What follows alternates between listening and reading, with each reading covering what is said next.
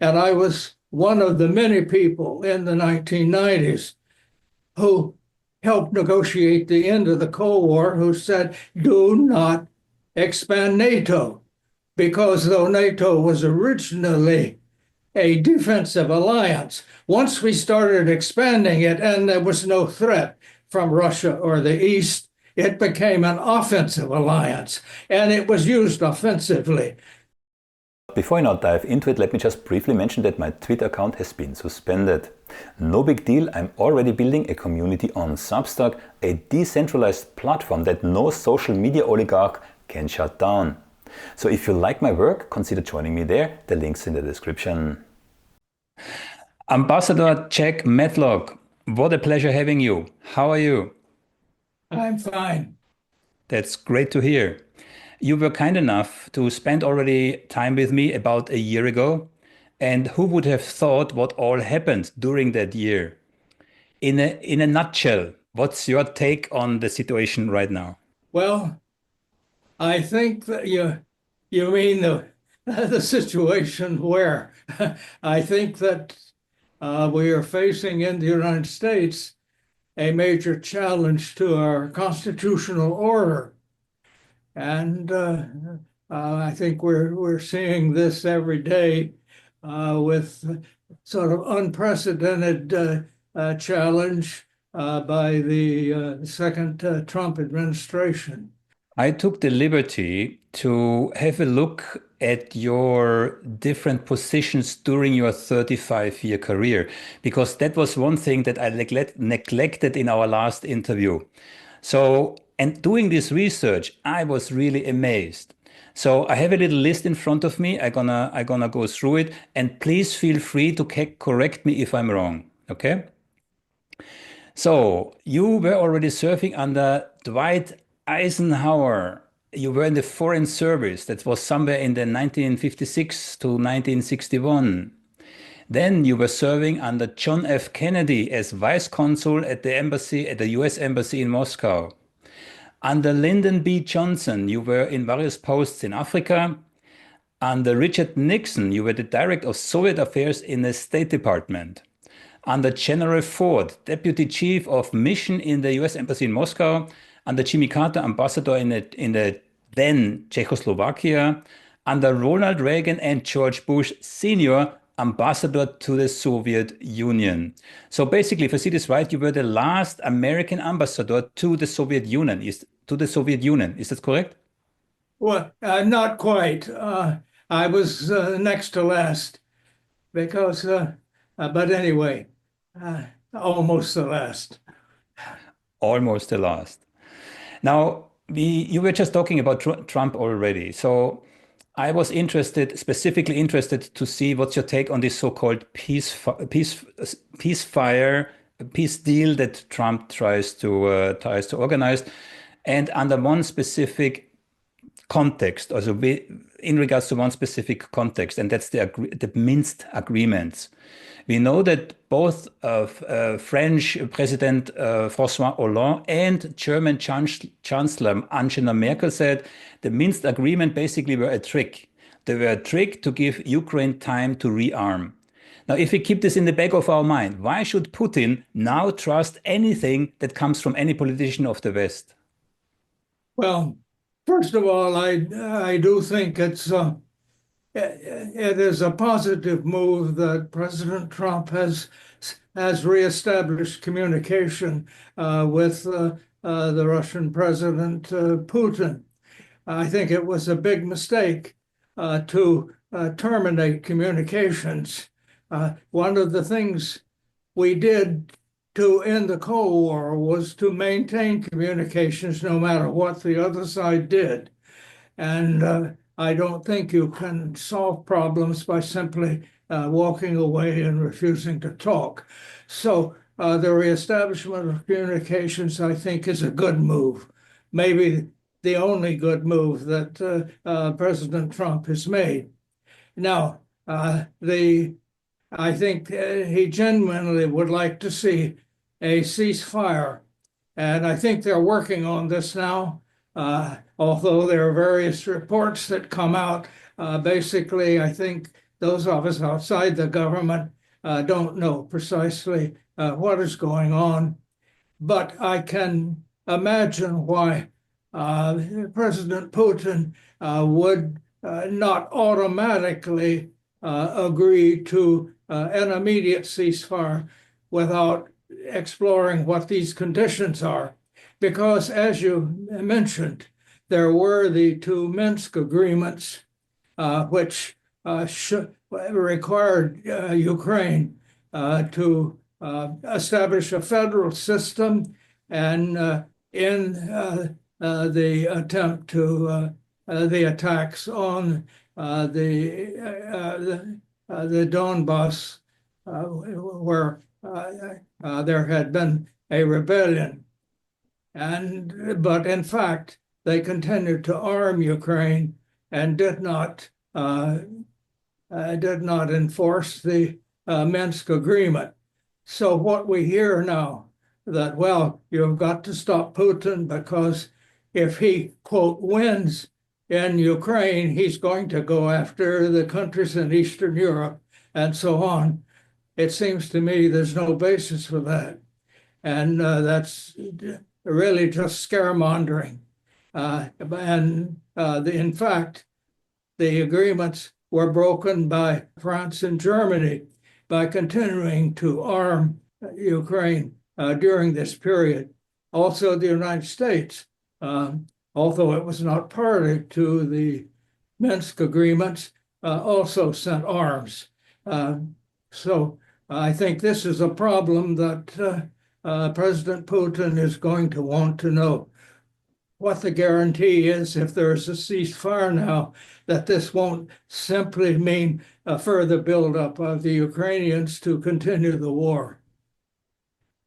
Exactly. And I should have mentioned it, today is Monday, the 24th. That's the very same day where the US delegation and the Russian delegation meet in Saudi Arabia. I have the list here. So from the US is Steve Witkoff, that's the President Trump's personal envoy.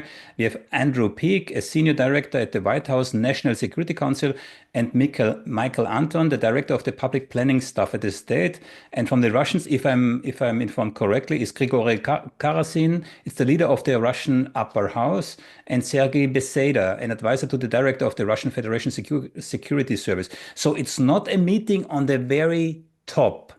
So what does that tell us? Well, I think that you have to have these lower level meetings to clarify the issues and so on. After all, when we were negotiating the end of the Cold War, some of the most sensitive negotiations went on privately, testing the other side. Does this idea work? Does that idea work? And that's extremely important. So I would think that these are necessary. Now, there's no guarantee it's going to work because it's going to be very difficult to I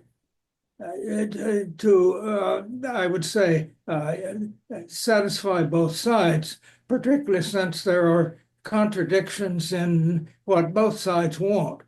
Obviously, if there's going to be a settlement, there has to be some changes on Russia's position.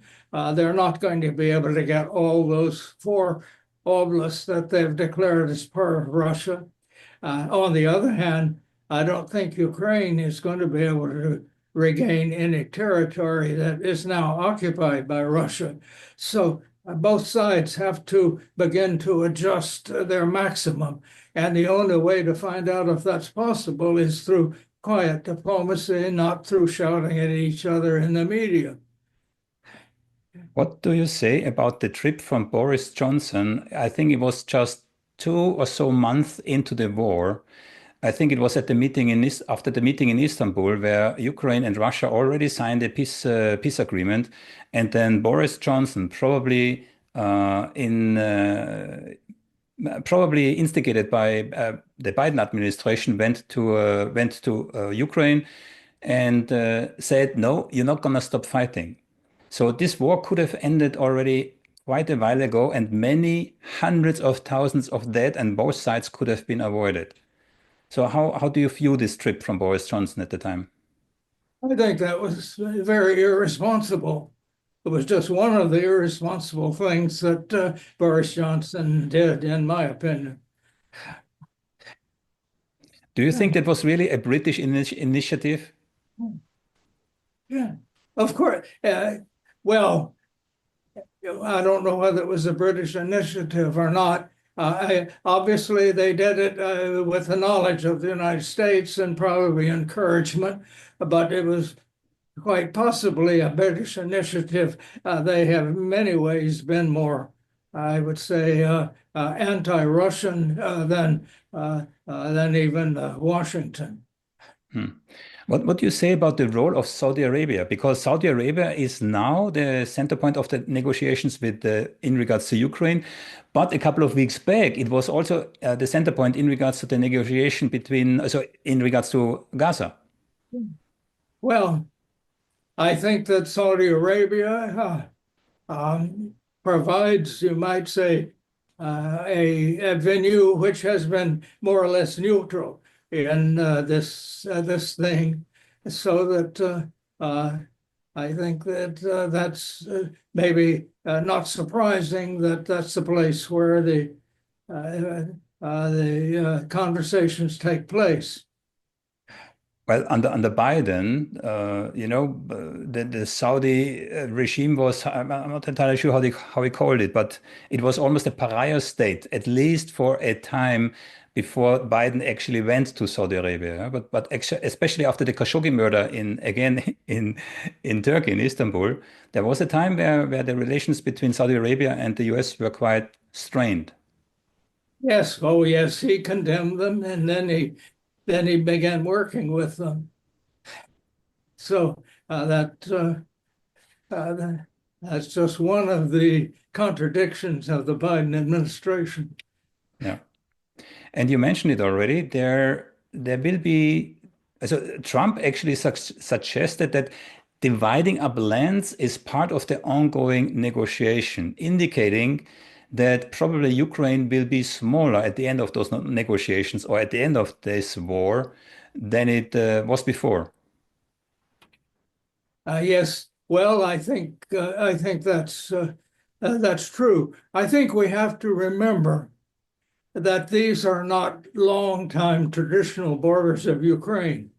These borders were essentially created by Adolf Hitler and Joseph Stalin, and because they are the ones that brought what is now Western Ukraine or former Galicia and into the Ukraine of the East, which had been traditionally part of Russia. And so from the very beginning of the independence that was created for Ukraine, not by their struggle, but because of, I would say, a conspiracy that the Russian President Boris Yeltsin did with the leaders of Belarus and Ukraine to break up the Soviet Union. But that produced a Ukraine which was deeply divided between those in the West, which had never been part of Russia, but in the Austro-Hungarian Empire and then in Poland. So you, in effect, this united two, in many ways, incompatible parts of Ukraine. But instead of trying to unite them, increasingly, the Ukrainian government was dominated by you might say, the anti-Russian forces in the West against the largely Russian-speaking population in the East. So fundamentally, this has been a civil war. And like other civil wars, the interference of outsiders simply exacerbates it rather than helping solve it. One of the demands, I mean, if we look at it from Putin's perspective, he doesn't want, if such a ceasefire comes to place, which is highly doubtful, but if it comes to place, then from Putin's perspective, of course, it's important that this time is not used like the Minsk agreements to rearm and fortify the Ukrainian positions. Now, if such a concession would be made, how trustworthy do you believe would that be? Well, I think that if an agreement is very precise and is agreed to by both sides, it seems to me Putin will abide by it. The things he has complained about were violations on the other side of promises made and whatnot. And the idea that he's lying and that he's out to reconstruct the Soviet Union, I think there's no evidence of that. But that doesn't, but I do think that he will not allow NATO countries to put military into Ukraine. He's made that clear all along. And I was one of the many people in the 1990s who helped negotiate the end of the Cold War, who said, do not expand NATO, because though NATO was originally a defensive alliance, once we started expanding it and there was no threat from Russia or the East, it became an offensive alliance, and it was used offensively against Iraq, against Libya, and so on. So the idea that it is purely defensive is simply, I think, not true. So that it is obvious that he would not allow, I would say, NATO forces to be the so-called guarantors. But I don't say, I wish he would, for example, if that's what they want to do. But I'm simply trying to explain the reality here. Very, very briefly, because you mentioned NATO, and we have covered this, I believe, last time already. Yeah, but I hear still people saying today NATO expansion has nothing to do with the war in Ukraine. How do you would counter such an argument? That's simply flat out wrong. Anybody who looks at the facts should be able to see that. It is simply, I would say, intellectually dishonest if they really know the facts. Now, these are smart people and well-educated people, but you have, in effect, almost a cult thinking developed since the end of the Cold War that I think totally misrepresents the situation. One of the key figures who saw it very clearly was a colleague of yours.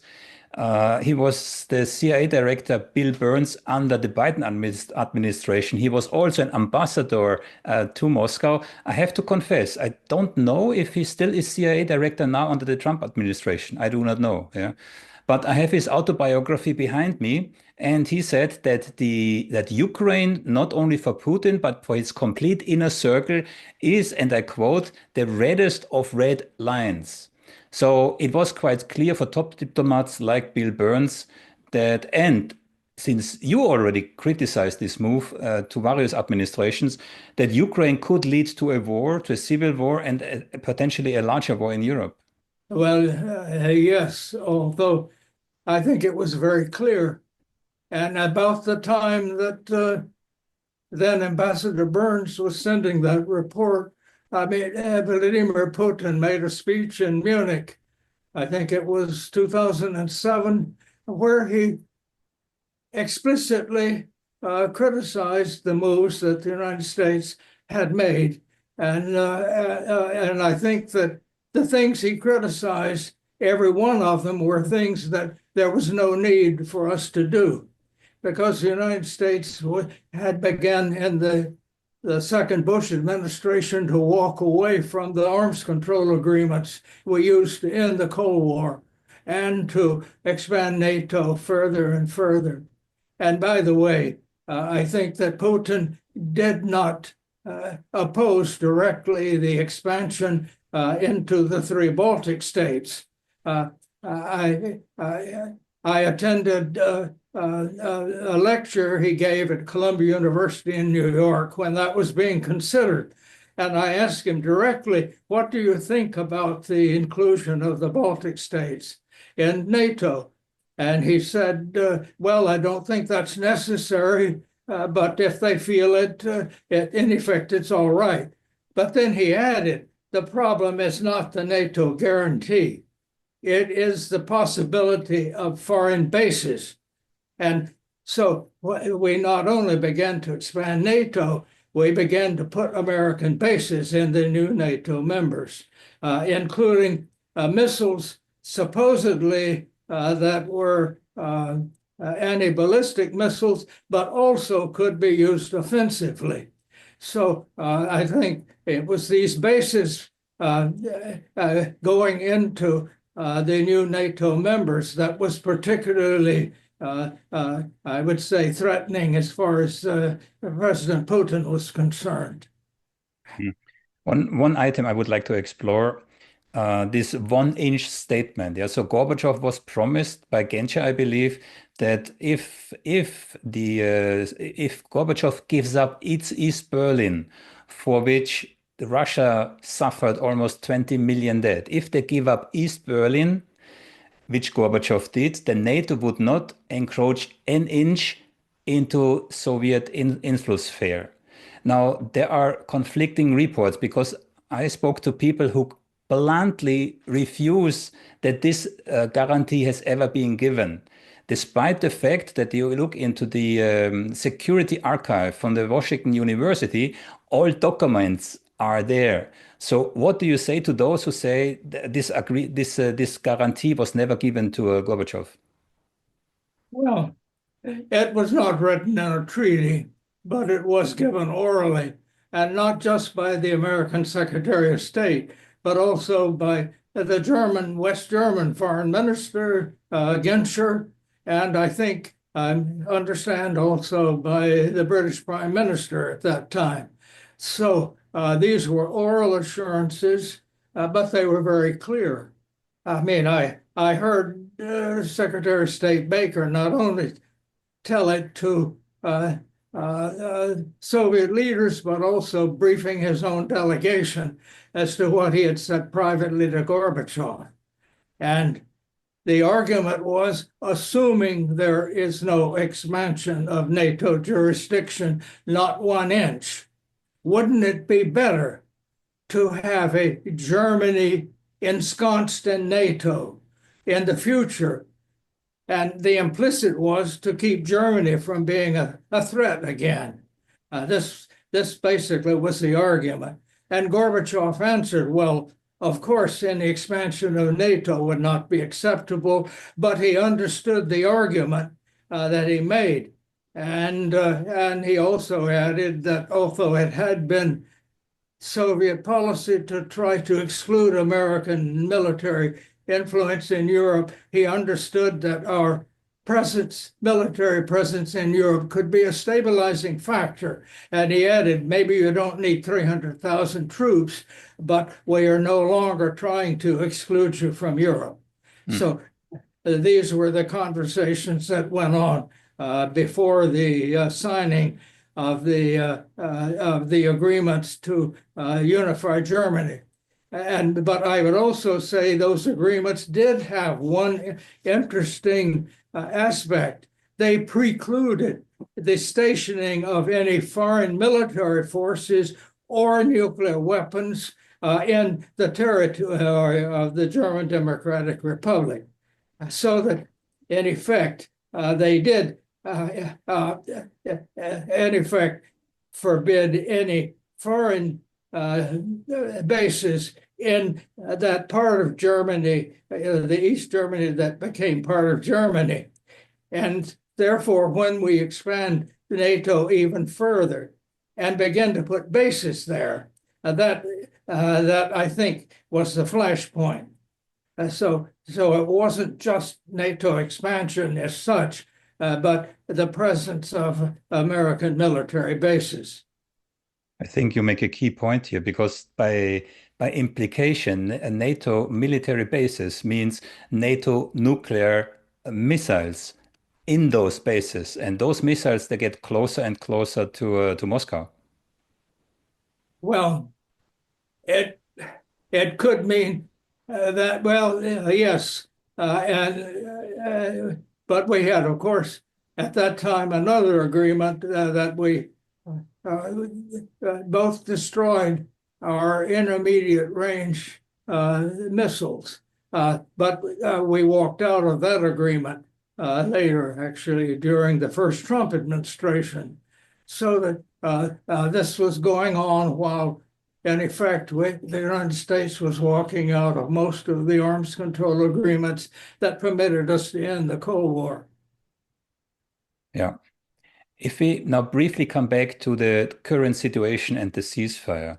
Now, I'm asking you how, it sounds a bit weird, yeah? How interested do you think is Zelensky or his elite in this peace plan, ceasefire, however you want to call it, given the fact that Ukraine is still attacking and launching drones and missiles into Russia? Most recently, March 20, that's 4 days ago, the Engels airfield has been attacked. That's interesting because this base houses nuclear-capable Tupolev's 260s, heavy strategic bombers. So we could assume they have nuclear arms on that airfield. Now, is that not a bit dangerous to bomb a nuclear facility, so to speak?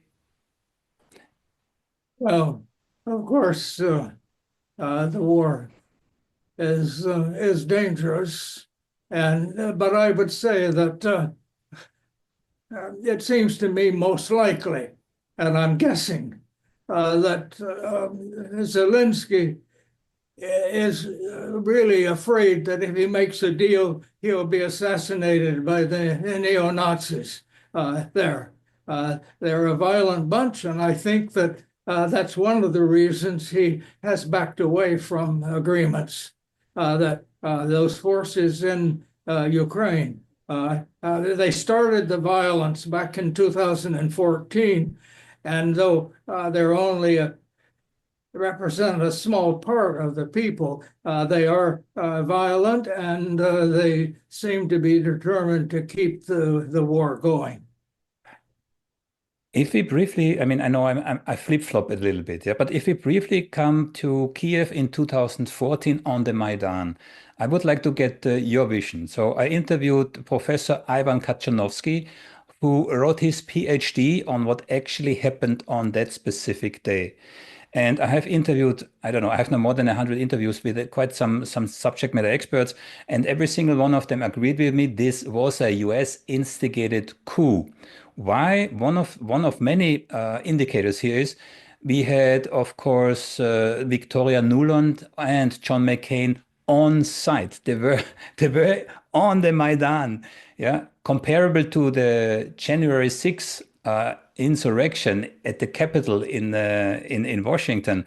If we would have had Russian functionaries in the crowd on January the 6th who would cheer the crowd, go for it, yeah.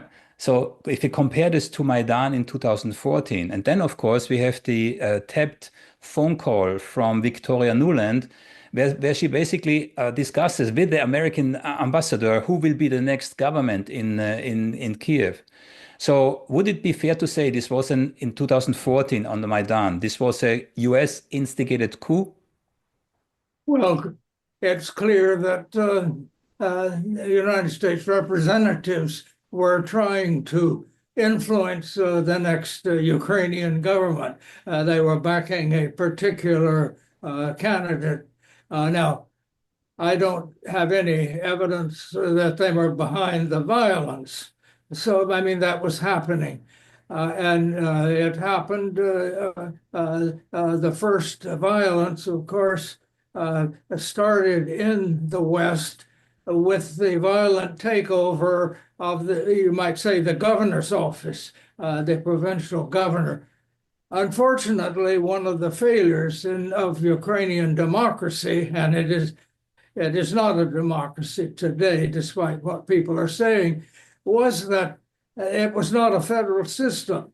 And if the president won, he appointed all of the, you might say, what would be state governors in the United States, the provincial chiefs.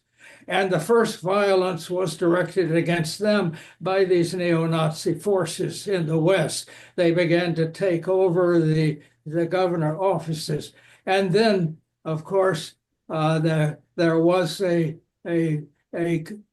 coup against the elected president, even though there had been a deal struck that there would be elections soon, which he was likely to lose.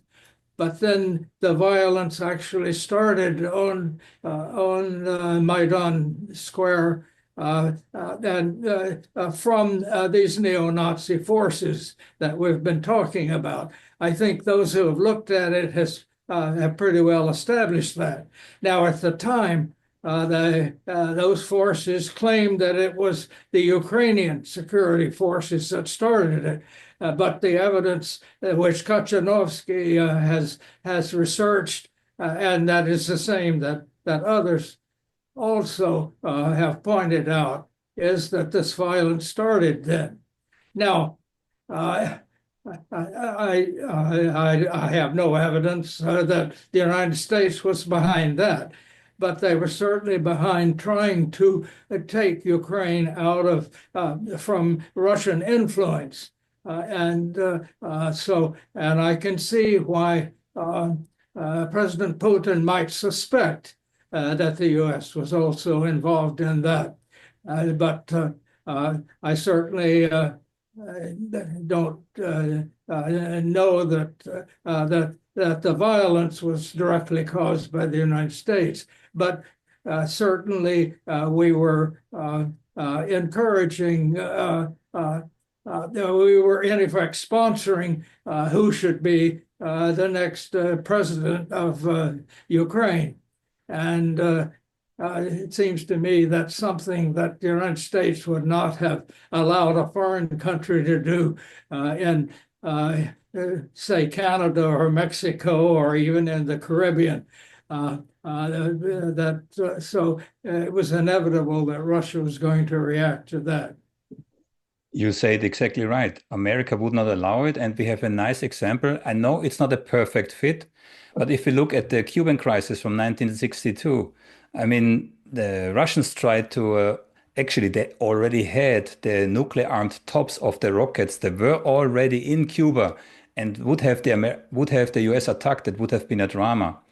But if we compare Ukraine with the Cuban crisis, so America clearly, and we can talk about the Monroe Doctrine, etc., America clearly does not accept or tolerate other powers in their periphery. But we, the West, we seem to expect that Russia accepts nuclear arms directly at its borders with a flight duration from less than 7 minutes. So nuclear rockets would fly less than 7 minutes to Moscow. So where's the discrepancy here? Well, I do think that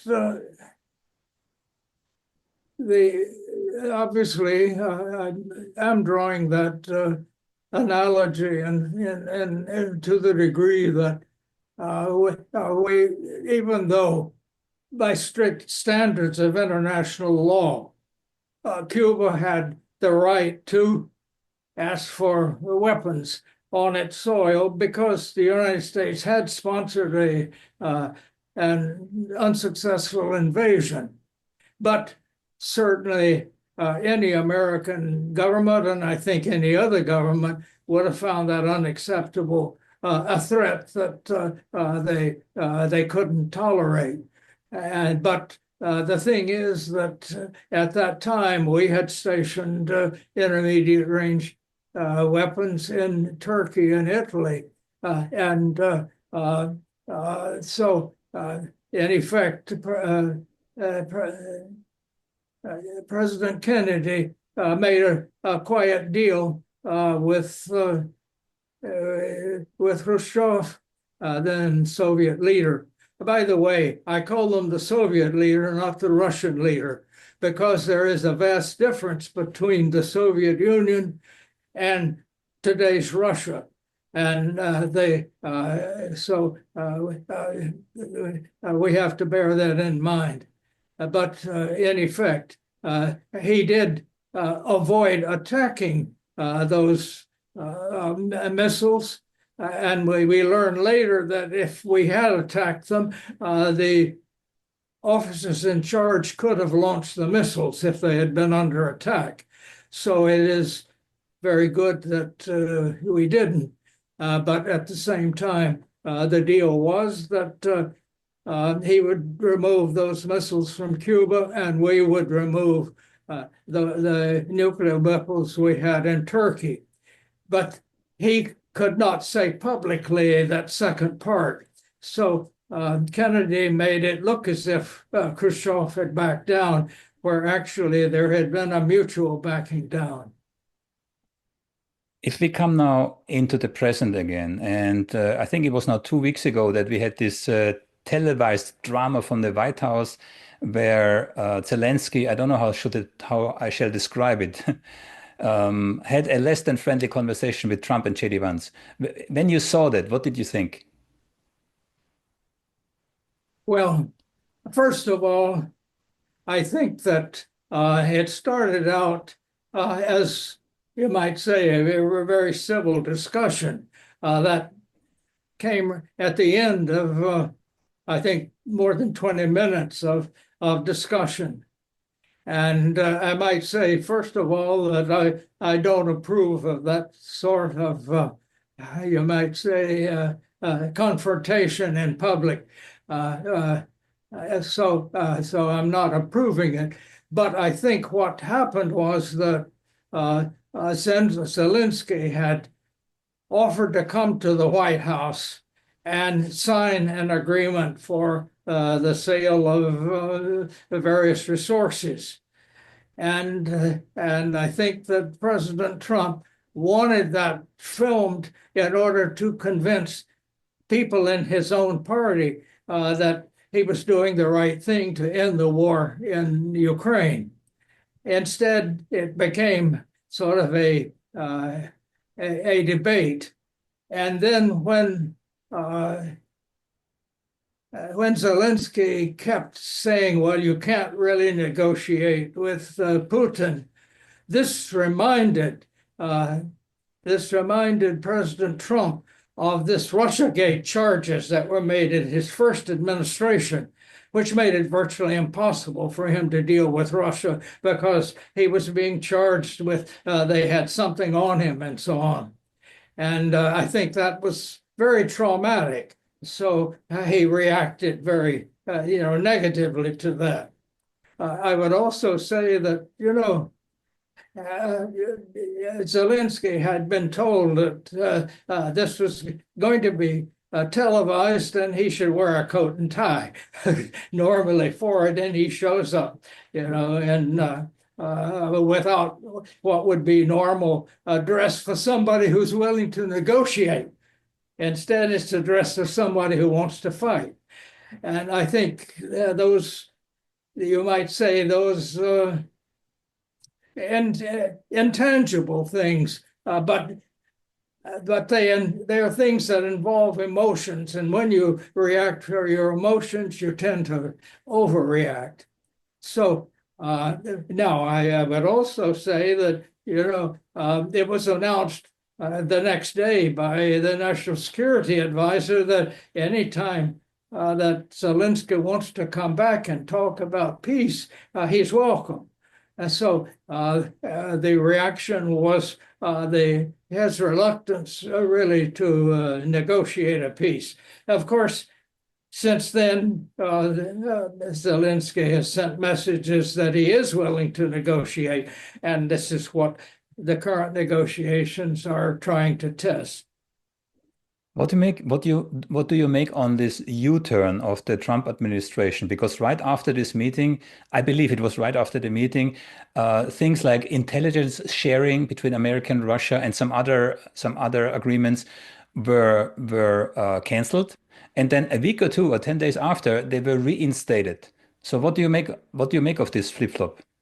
Well, they withdrew that until Zelensky said he was willing to agree to a ceasefire. And when he did, they resumed it. So I think that what this signals is that, you know, he really expects both sides to negotiate the ceasefire. And if he sees Russia as blocking it, he will help Ukraine, or maybe he's even talked about building up sanctions. I don't know how you can sanction them any more than they're already sanctioned. But he's indicated that he really wants a ceasefire, and if he sees one side or the other discarding it, he's going to react accordingly. That's the way I read it. I mean, Trump or the US may have quite some leverage on Ukraine because basically they're funding the whole, well, not the whole thing because Europe also funds it in part. But there's much less leverage that Trump has on Putin. You said already, sanctions, they're basically ineffective. Russia today outperforms Germany economically in economic growth. So, I mean, sanctions have proven to be not the best tool to achieve political goals. I think that's absolutely right. I think the United States in general has grossly overused sanctions in the world, and I don't think they help us solve the problems. So, in regards to Russia being, how shall I say this? What leverage do you think that Trump still has on Russia? I mean, Russia is winning on the battlefield. Russia's economy is strong. You know, all these kind of indicators, they don't need the West. Well, I think that is the problem. I think Putin probably feels that they are winning on the battlefield. But and I can't predict how President Trump is going to react to that. There's so many other things he's doing that I think are negative. I think that, as I said at the beginning, we are in the United States facing a real constitutional near crisis over many of these acts. So how much, and I think that also what he's doing in the Middle East is totally counterproductive. If anything, is worse than the Biden administration, which I think also got things entirely wrong. We'll just have to see what both sides are going to do. I do feel that it is in everybody's interest that the war there ends between Ukraine and Russia, with Ukraine the one who has the most to lose by continuing it. And certainly, I think that even a bad peace is better than a good war. There is a Russian proverb that a bad peace is better than a good war. And this is particularly true in the case of Ukraine. It's not going to hurt them that much to cede some territory because there's no real reason.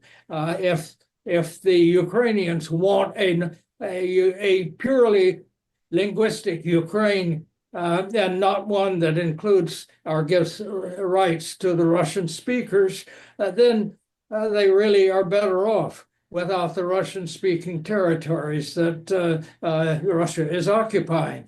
So it does seem to me that where the precise borders are between Ukraine and Russia is of no basic security concern of anybody else. So I just hope they'll make a settlement.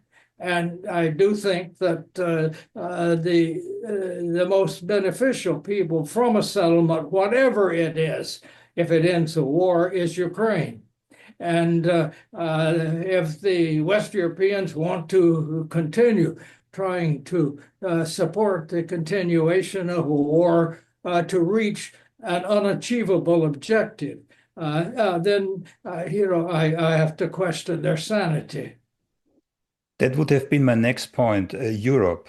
So Ursula von der Leyen, basically the unelected head of Europe. I mean, we have to imagine this: an unelected official, yeah, determines the fate of Europe, and she wants to have now $800 billion every year to put into rearmament of Europe. In addition to the new government of Germany, in addition to the government of France, they all seem to, and in addition, and I'm living here in the Netherlands, in addition to the former Prime Minister of the Netherlands, who is now General Secretary of the NATO, who is suddenly also extremely hawkish. So all these European forces apparently, and I try to figure out why, apparently are pushing for a continuation of this war, even if the US should pull out. So my question to you would be, if the US pulls out of the Ukraine war, can Europe, how should I say this, survive a war with Russia? Well, you know, I really don't understand these the bellicose attempts. I see no sign whatsoever that Russia is threatening Eastern or Western Europe, and I think even President Trump's foreign minister, our Secretary of State, has assured the Europeans that, oh yes, we will honor our Chapter 5 obligations to our NATO allies. So as yet, we haven't pulled out. But I think these countries are not threatened, and I think it's a tragedy that since the end of the Cold War, the United States has continued to arm and to engage into so much military activity.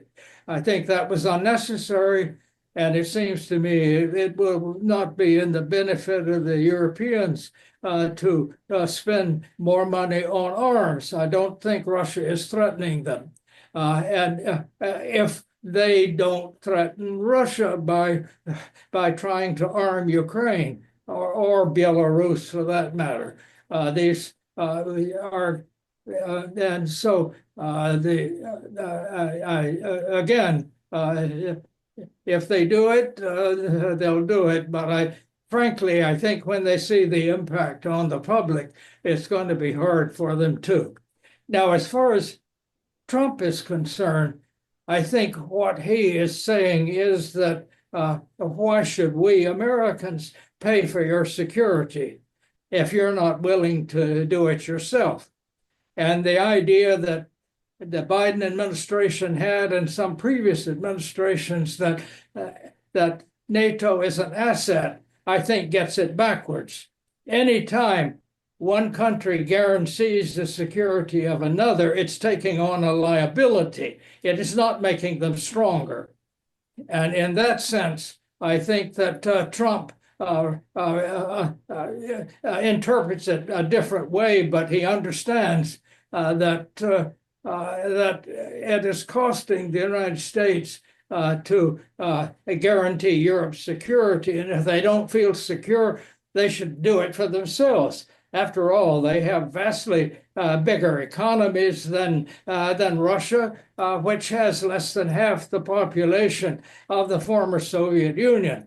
It was one thing when it was a communist government, which at that time had a philosophy that allowed them to expand and interfere in other people's but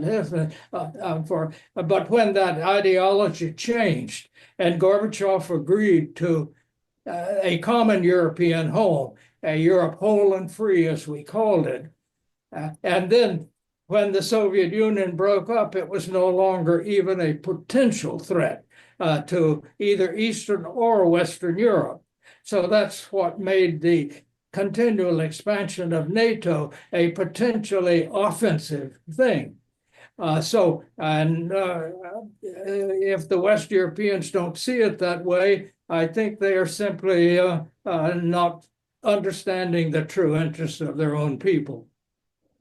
Meanwhile, if we take Sweden, for example, Sweden has now joined NATO. Sweden has sent leaflets advising their population how to react in a potential war. I mean, this is absolute scarecrowing, warmongering. Now, there's one specific item that I would like to run by you. Sweden is now in the NATO, but the West has, let's just say there were interest groups who have tried for decades to get Sweden into NATO. One of the examples, I would be surprised if you don't know it, but one of the examples was the so-called U-boat scare around when Olof Palme was minister president. Can you comment on that? Yes, I understand that was a trick, some were playing. Well, again, I think there is a misunderstanding of where their true interest lies. Sweden really benefited from staying out of World War II and from staying out of NATO, but they were not threatened because of that. So, but in any event, I don't think that that the addition of Sweden and Finland to NATO is going to change things very much. I don't think there's any intention on Russia's part to attack them. But if they allow American bases and potentially American nuclear weapons, then they could be attacked. I think they have to understand that. So this whole problem, the basis is American military bases close to the Russian border. That there will be a reaction on their part. So, but I don't see at this point the possibility of the Trump administration actually putting nuclear weapons there, though it's hard to predict what they would do if they don't like what the Russian reaction to things. But any event, I do think that those who think that they need to increase their defense spending should just try to find a way to establish peace and negotiate an agreement that would guarantee the borders of all of the countries in Europe. That's what we failed to do in the 1990s. Instead of revising agreements to ensure Russian borders along with the others, that there would not be sort of nuclear weapons or other threatening weapons near their border. If we had had that sort of agreement in the 90s, then all of this wouldn't have happened, I believe. If we briefly remain still with Sweden, so Olof Palme was apparently assassinated just a day before he was supposed to meet Mikhail Gorbachev. And Olof Palme, of course, was what then was called an unaligned, right? So was that pure coincidence, this murder, which is still not solved till today? So what's your view on this? I don't think there's any evidence that the West or the US was involved in that. I can't imagine that. And I've discussed this later with the former prime minister at that time. And he said, all of their investigations, they just haven't been able to explain it. But I don't think there was any real possibility that the U.S. was involved. That was a time when I had many clearances, and I almost certainly would have been aware of any, dirty tricks on our part. And I don't think, we didn't go after others simply because they were neutral or whatnot. And so I think it is inexplicable. At least so far, and I think the Swedish government did their best to investigate. But I think the idea that somehow the United States could have been behind that is totally misplaced. Understood. Now, if you allow me, at the before we conclude this interview, I would like to come a little bit closer to home to you. So you sent me an email and you wrote that your wife, Grace Austin, wrote a book which is called Leda, Profile of an American Terrorist. Now, I didn't have the chance to read the book. You have it there? Yeah. Yes, Yes, I very think good. it's a very important book. It's Yes, a good read, an exciting read. yeah. I wanted to highlight. I And wanted to it's fiction, but it tells you a lot about what is going on in the Middle East. And I think that I think that people would enjoy reading it and maybe even learn something that is important. so You I'm get it from Amazon, Barnes and Noble, and other things. Yes, Yeah. I'm asking for a very specific reason. So again, I have not read it, but I did some research, and apparently the book offers a slightly sympathetic portrayal of the Palestinians, and it's emphasizing their struggles and resilience. So here it comes. As recently as yesterday, I published an expose trying to explain this, how shall I say, this disconnect, because there are some people who can see and analyze the war in Ukraine very, very thoroughly. But when it comes to Gaza, they are as flawed as anyone else. And the interesting part is the other way around too. I had a high-ranking diplomat. I had a conversation with a high-ranking diplomat with whom I was supposed to discuss the firing of the Shin Bet chief from Netanyahu. And he told me, and I quote, he can't do it because he and me, we don't see eye to Ukraine. So again, people who can see this conflict very clearly have a flaw vision on this one and the other way around. Now I'm coming back to you. How is it that apparently you have a very, very lucid view, of course, through your occupation in regards to Ukraine, and your wife has a very lucid view in regards to the conflict in Palestine. So that's unusual.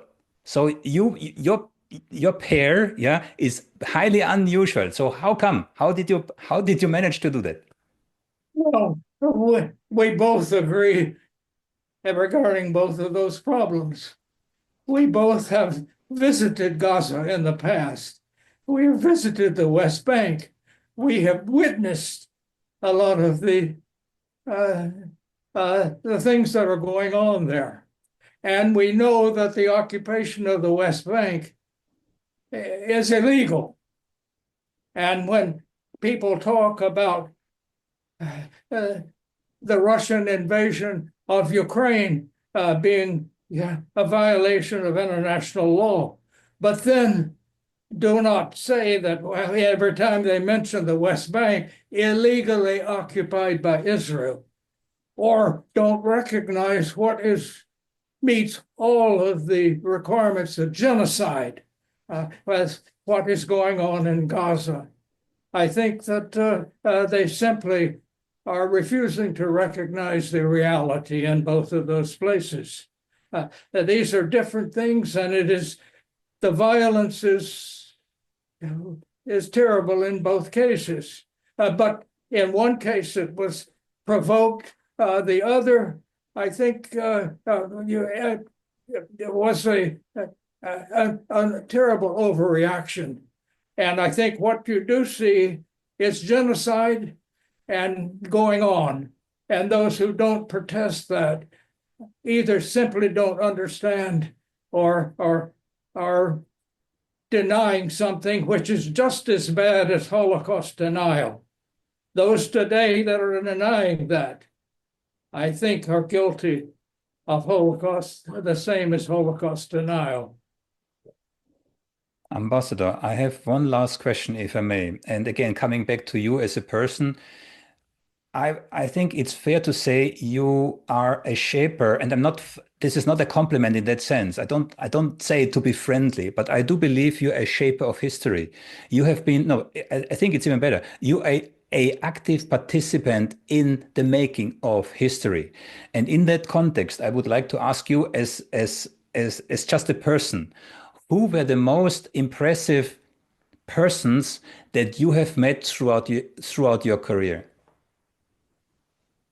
Oh, well, I could name a lot, but I would say those who I think were most important for ending the Cold War, which was the central, conflict that I was dealing with professionally, were people like President Reagan, Secretary of State George Shultz, and Mikhail Gorbachev, and also the first President Bush.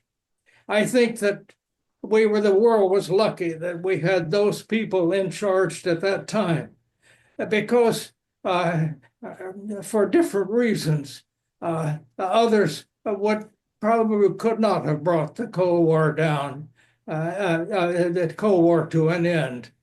And one of the things we need to remember now is that it was not a defeat for the Soviet Union. It ended because Gorbachev changed the philosophy which had caused the Cold War, because the communist government had a philosophy that was antagonistic to what they would have called the bourgeois governments in the West. But Gorbachev changed that, and based Russian, at that time Soviet policy, on what he called creation of a common European home. And he facilitated the revolutions in Eastern Europe that brought democracy to them. And his own people don't give him the credit he needs. But these were, there are many other impressive people I've dealt with, too many to name now. But many of the people close to Gorbachev, like Chernyayev, his advisor, or Besmertnik, who was one of the last foreign ministers, these were people who actually supported the negotiating process and tried to create the peace. Now, we didn't get the full structure of a peace. That was left for later administrations, and I think it was a failure of the Clinton administration to fail to nail down a European security treaty. I know you don't have a crystal ball, Ambassador, but where do you think are we going? We as a planet, as a human race, where are we heading? Well, I think we're running real dangers. And I think that these current wars are not only terrible for the people involved and their effect, but they're preventing us from dealing with you might say, the environmental disaster that we are conventionally threatening. And we're not dealing with the global warming. And instead, we're fighting with each other and making things even worse. And while every time we have a storm, it seems to be worse than the last one, and so on. And we're not facing that. We're not facing the fact that both global warming and violence elsewhere is creating almost unprecedented degrees of immigration and movement of peoples. And these are upsetting societies. We're seeing we're not really dealing with that, and all of these problems are going to become worse. And the more we keep using military means to solve these problems, the worse the situation is going to get. So I think that we are running real danger, even if you ignore the threat of nuclear weapons. And I don't think any responsible government is actually going to use them except in self-defense. But the problem is that under these conditions of war and so on, if one of these nuclear countries, say, for example, Russia, if, for example, there should be a sudden ouster of President Putin, then if these nuclear weapons get in the hands of terrorists, this can be a very serious threat to all of us, because if people could smuggle even a small nuclear device and say to Washington in a truck between the Capitol and the White House, a terrorist could remove our entire government in one thing. And would that trigger U.S. retaliation, which would trigger retaliation elsewhere? I mean, the results are so horrendous that you don't even want to think about it.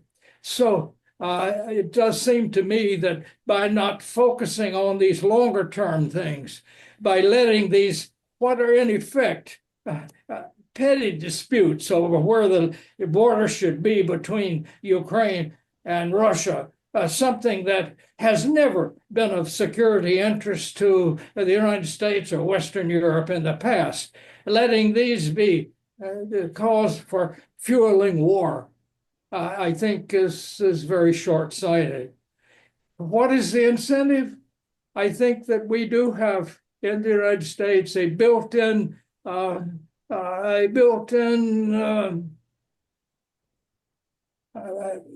political demand to keep a big defense industry going.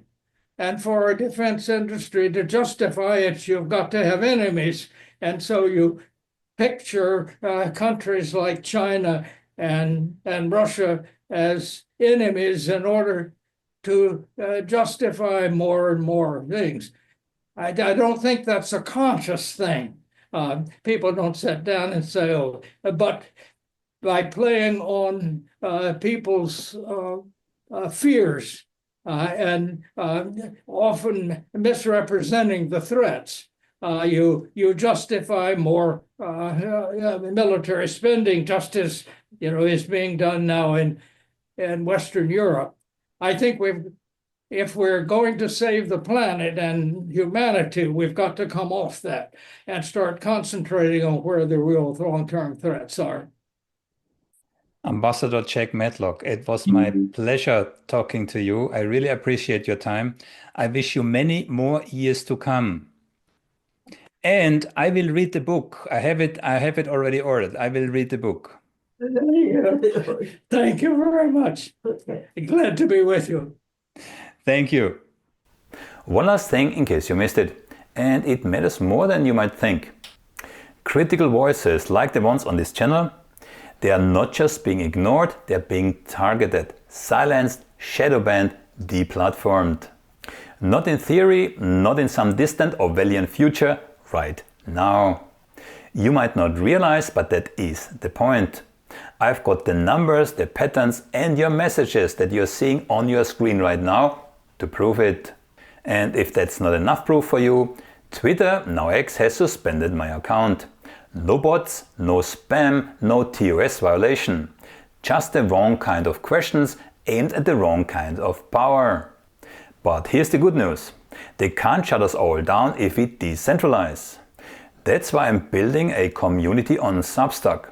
Substack is a place no algorithm can strangle, no platform oligarch can erase. So if you value sharp, unfiltered analysis that doesn't follow the mainstream narrative, the kind that cuts through propaganda instead of parroting it, join me there. Because if we don't support independent voices now, soon there won't be any left.